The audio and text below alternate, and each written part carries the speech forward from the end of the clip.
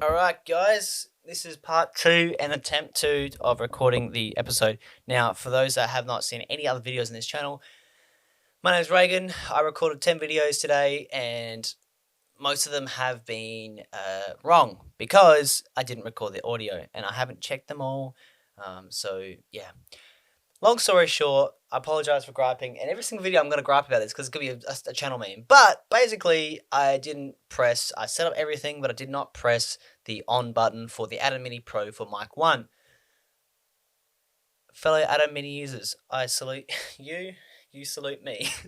Today's video is about something more important. I'm turning 23 next month, actually in 30 days, so I want to start building and seriously start considering building wealth outside of my normal 9 to 5, as I would like to retire early, as I'm sure all of you do, hence why you clicked on this video. And the first thing I need to focus on is how much I'm spending, because I'm not able to start focusing money on other things if I don't have many money left over at the end of the month. Now, millennials do find it hard to not be able to build wealth. A lot of millennials may not be able to buy their first house before they're 30. A lot of millennials have probably think about having to rent for the rest of their lives, and a lot of people in general live paycheck to paycheck. I'm hoping that this video actually helps start ticking. It won't solve your problems, but help you start thinking about, your situation and how you can do it. This is something I personally would like to get on top of before, this is something for, helping banks look at me as consider a loan for a house. So that's one of the reasons why I'm doing it. Another thing is I would like to increase my passive incomes and then get to coast FIRE. Now, FIRE in general is financial independence, retire early. I'm sure Graham Stephan has spoke about that if you've seen any of those, but basically that is the money you earn is less than the money you make passively, and that means you can go sit, or more or less sit on a beach drinking margaritas, and is that what you drink? I don't know. I feel like it's an American thing. And you drink your margaritas whilst making money passively, therefore retired. Coast, however, is the money you make passively actually matches the money you earn or you spend. So if you make $2,000 a month and you spend $2,000 a month, you're coasting.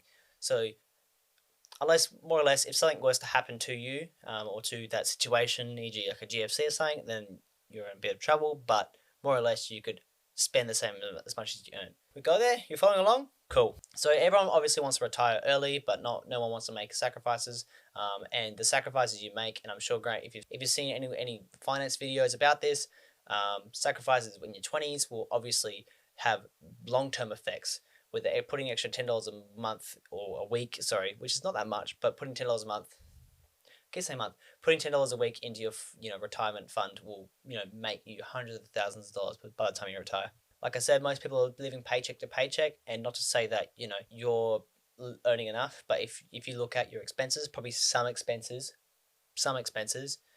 could be considered not worth it, and you could probably put that towards something such as stocks or something like that. To tell you as a anecdotal experience, I have helped my brother with this, and we put some was able to put some money away into crypto and some shares, and he just told me he made his first $100, which is really cool to hear. And I hope that's like a little bit of serotonin, like a little reward that keeps him wanting to keep on going and investing more. Now, obviously, this is the first step. First step is to minimize your spending, because you won't be able to make money if you have no money to start with. So I want to make sure that I understand my spending habits and my needs, and to figure out why after a year, 18 months of working, I only have $10,000 in my personal account. Obviously, I've got some shares and stuff like that, so don't worry about me, but I want to figure out what I'm spending a month. The other point I need to make is, if you are doing this, don't set yourself hard goals. You want to bait yourself into doing it and then eventually getting to a better, more and more savings plan. If you want to start with only saving 10% of your savings a month, then that's better than zero. And then obviously you want to work up to getting to the 30%, 50%, 65%, and then I think anything over 70% is like really hard to do. But that depends on your income more or less than what you can spend. Now, I have mentioned him several times today, but Graham Stephan is a king in this. He is a person that does not like spending money, even if he has $1 million. Isn't that right? Isn't that right, Graham? For me personally, I earn about $4,000, give or take. a month. That is after a few pay rises and a few other incomes that come here and there from other things. So I'm not really giving away how much I earn from my income, but it's also just a little indicator.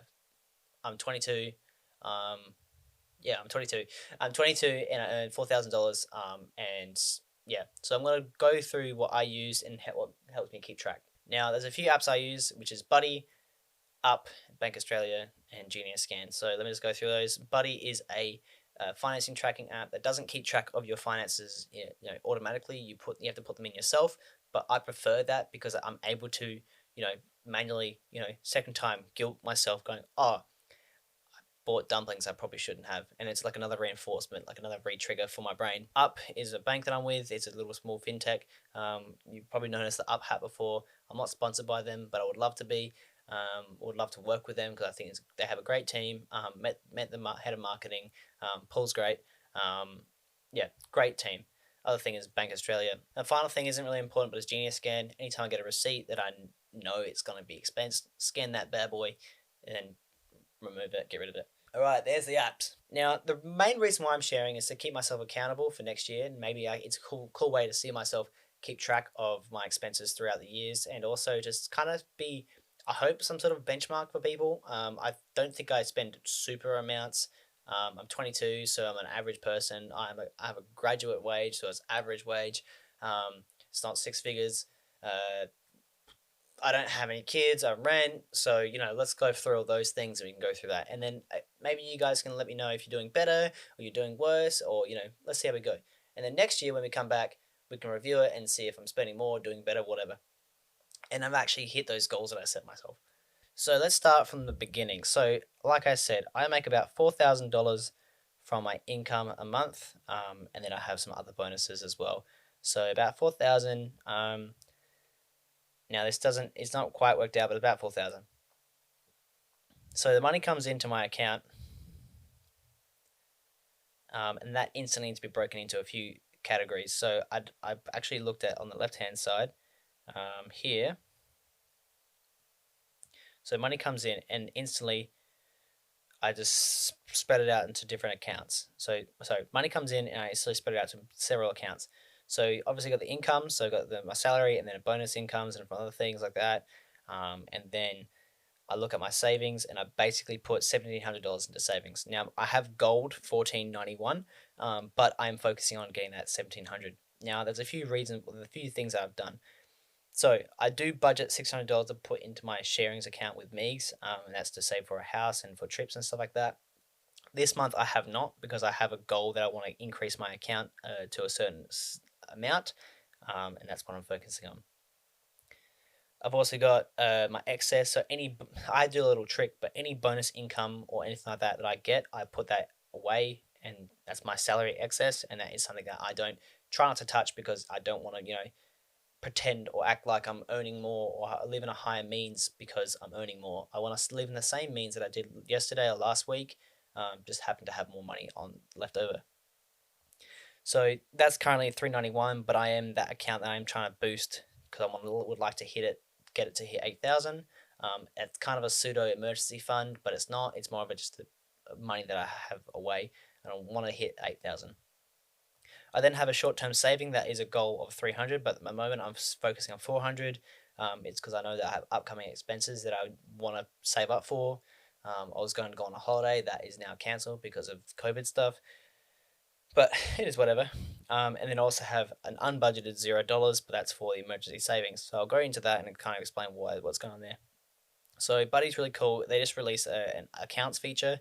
That accounts feature is brand new. I actually was recording this video before I realized nothing was working. Actually had some cool stuff there. So let's go into that. Now this house account is this joint account that Megs and I have. Obviously, there's much more money around the there's more money around the place, but this is the specific account, and I'm just basically being open with you guys. I apologize, Megs, if that's she doesn't appreciate it. I'm an open textbook, so I don't care. So I've got my house account, and then I've got my bills account. That doesn't really count towards any of that. I've got my checking account. That's my personal checking account on Up.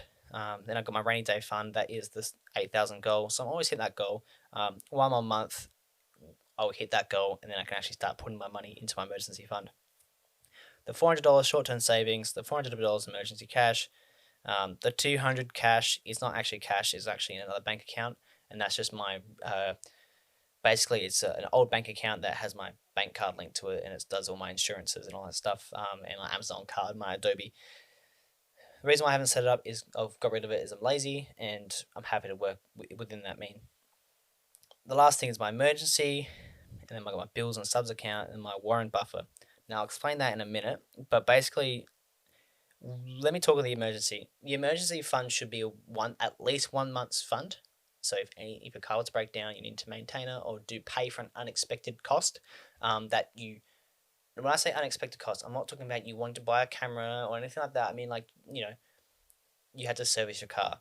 Use that, and then you can top it up the next month. But that's basically what that is. And basically it's funds that you pull out under the couch and go, oh, there you go, that's nice to have. So yeah. So I've broken it down. It's not perfect because I just said it this morning, but that's basically how I'm going there. So if I go back to the budget, I have $4,000 to spend, and then when I set up, I have each of these settings up, or I have each of these things registered. So my savings, $1,700. It's over the budget, but that's how much I've put in this month. I've got $250 for food. That's $200 for groceries, $50 for restaurants. That doesn't look like that typically. Actually, it's quite. I think my restaurant spending is quite a lot. If you look at yesterday, well, apparently it's that, but that's wrong. I've spent so much more. I need to recategorize, but I'm sure that restaurant spending was $400 last month. I then go into my housing, and that housing stuff is those bills that we were talking about. That's where $1,500 out of $2,000 is spent. That is $1,200 for rent, $300 a month for me for rent, a week for rent. I pay $65 for internet, $25 for my phone plan, $10 for I think Amazon or something like that, and then that's left is $50 a week for. Apologies, my camera ran out of battery. Not battery, of storage. So $1,500 goes to the housing, and that's all that there. Now, what is left is my $500. I've got about six. So after I have included all my fixed expenses, that is such as all my house stuff. I'll go through it. So I spend $1,200 a month on rent. So that's $300 rent a week. $10 for TV. $25 a month for my phone plan, or SIM card plan. $50 a week on electricity, gas, water, all that stuff, and $65 on internet. I'll then go down. I'll go past that, but I've got a bunch of subscriptions, which equals to about $70 a month, plus about $70 for my Adobe, which is included in that cash one that account I was talking about, and then left with $50 a month. So this all tracks all my expenses and breaks down, how much I need to expend on my fixed costs, how much I put in my savings, and that basically works out to $3,125 in expenses. And these are expenses that are expensed now. That is what's spent. So then you go to the projection, and the projection has your savings, your fixed budgeted expenses that will need to be paid for, and that basically gives you your 610, or my 610 that's left over, and that basically then can be broken down into my daily budget. So it divides how much is left, or what's left of what's upcoming or what's not fixed by how many days are left, and tells me I have $22 to spend. Now that $22 I think does include in this $500 that's left. So under this lifestyle, so I think if I go to edit budget, for example, and go to lifestyle,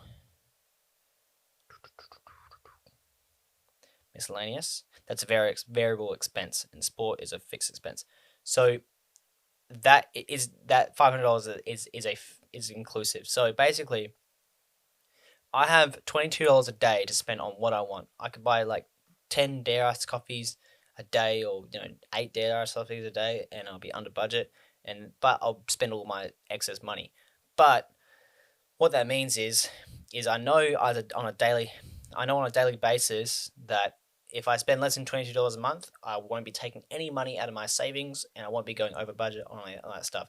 So that is a cool way for me to work out this $4,000 that comes in each month, how much I get to spend on it daily. Now it more or less sort of works out to the correct number.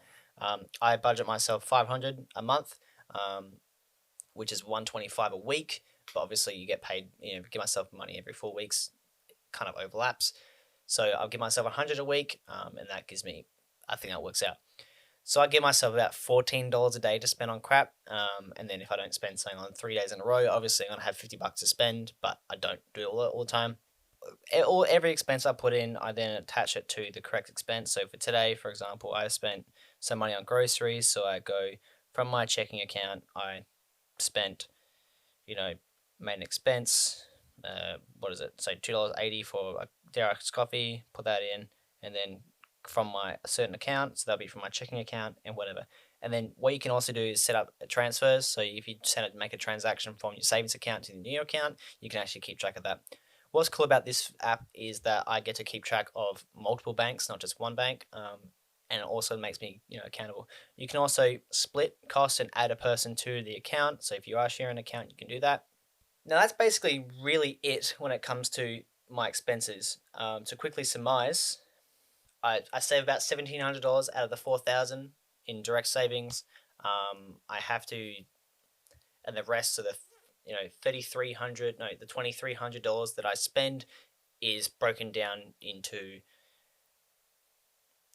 $1,800 is in needed costs. When I say needed, they are budgeted for.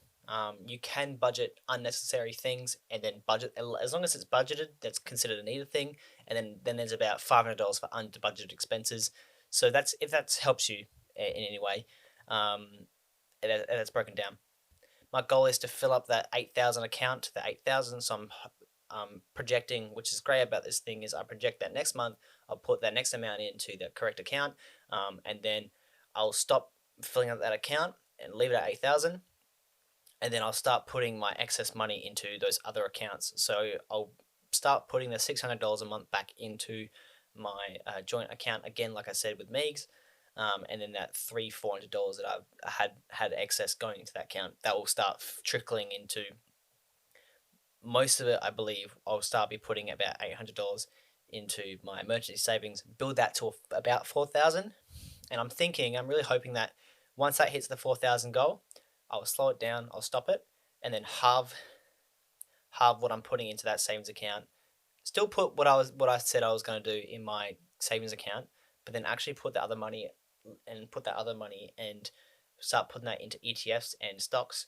Now, I already have stocks I have selected and bought years ago, but I would like to have a dollar cost average every month of a bunch of shares every month into that account. So I'm probably budgeting, from the top of my head right now, I'm thinking I could put $400 a month into ETFs. ETFs outperform the interest rates, so if you got 20 grand in cash, you might as well put it into stocks. Now, this is not financial advice. This is what I do personally, and I have done personally in the past. So take that how you can. I can afford to do that. But obviously, in this weird market right now, it's a bit weird and flimsy. But again, not a financial advisor, not financial advice. But when we hit that goal, I'm hoping to be able to put some money, dollar cost average, into those ETF markets, get the 5 to 10% returns on those ETFs, and passively earn income. Again, the benefits of this is knowing how much you spend and how much you can spend daily, and then keeping track of that number in your head every day and go, okay, well, I won't spend that much tomorrow. I have nothing to spend tomorrow, or I've got double what I can spend tomorrow. But you don't have to feel guilty about spending money, because you budgeted what you need to budget for, including savings, and then you have whatever's left over is what you can spend. And then you can keep track of that number. So you kind of pretend that, all the other money that you have doesn't exist. The other thing is you can build your wealth in the stock market or other investments that you want, whilst also having your rainy day funds, your emergency funds, short-term savings, and all that jazz. I'm thinking personally that I don't want my short-term savings to be anything over maybe $1,000, $2,000. It's about 400 right now.